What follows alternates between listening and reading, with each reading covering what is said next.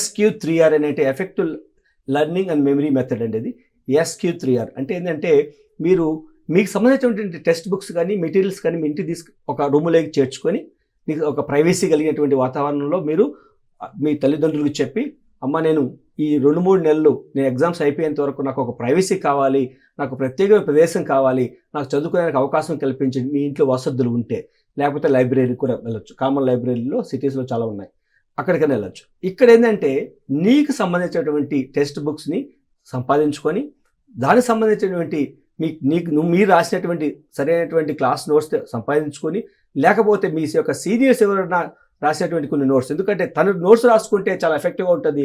లేని పక్షంలో చెప్తున్నాను, కనీసం నీకు ఉన్నటువంటి అదర్ ఫ్రెండ్స్ నుంచి కూడా కొద్ది నోట్స్ని జిరాక్స్ చేసుకొని పెట్టుకొని దానికి అనుగుణంగా ఫస్ట్ నాకున్నటువంటి 6 సబ్జెక్ట్స్. ఫస్ట్ ఏంటంటే SQ3R, first survey, transfer for survey. Survey ఏంటింది, నీకున్న సిలబస్ ఏంటి, నీకున్న సబ్జెక్ట్స్ ఏంటి, ఎన్ని గ్రూప్స్ ఉన్నాయనేది ఒక సర్వే చేసుకోవాలి.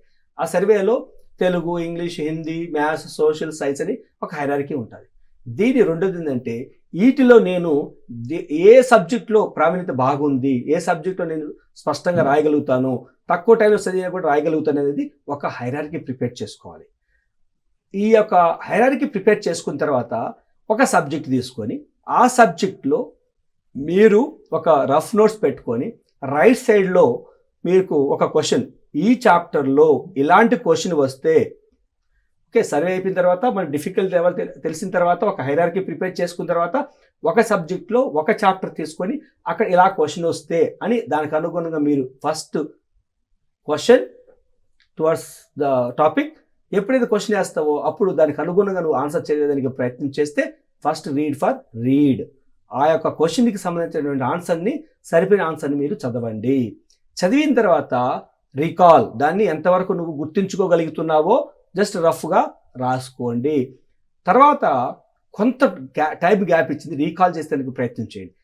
రీకాల్ చేయలేనప్పుడు, రివ్యూ చేయలేనప్పుడు తిరిగి ఒకసారి చదవండి. అలా చదివి మేజర్ కాన్సెప్ట్స్, మేజర్ హెడ్లైన్స్ను, మేజర్ కాన్సెప్ట్ ఉన్నటువంటి కన్క్లూజన్స్ని మీరు నేర్చుకోగలిగితే ఈ తక్కువ పీరియడ్లో కూడా మీరు ఎఫెక్టివ్గా రాసేందుకు అవకాశం ఉంది.